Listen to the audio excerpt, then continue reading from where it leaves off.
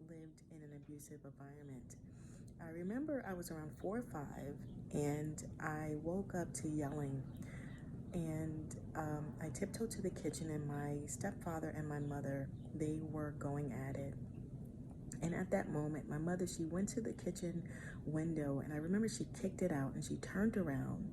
When she turned around, my stepfather hit her, and he hit her so hard that she fell to the ground face forward. Now, the traumatic thing about that was not only that she fell, but because she was holding my newborn baby brother in her arms, and once they hit the ground, he began screaming.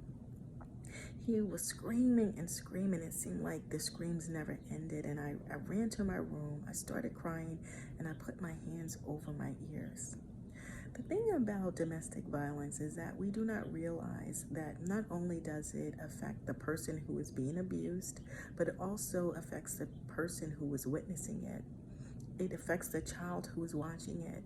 And as a child, I experienced emotional and social issues. I experienced nightmares due to PTSD. I was withdrawn. It was difficult for me to make friends. As I grew up, I even wanted to commit suicide.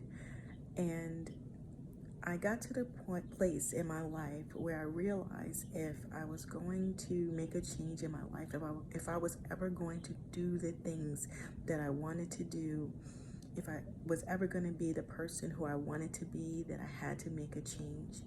And in making that change, I realized that I had to accept that I was made imperfectly perfect.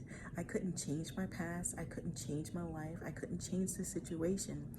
But what I could change was my perspective.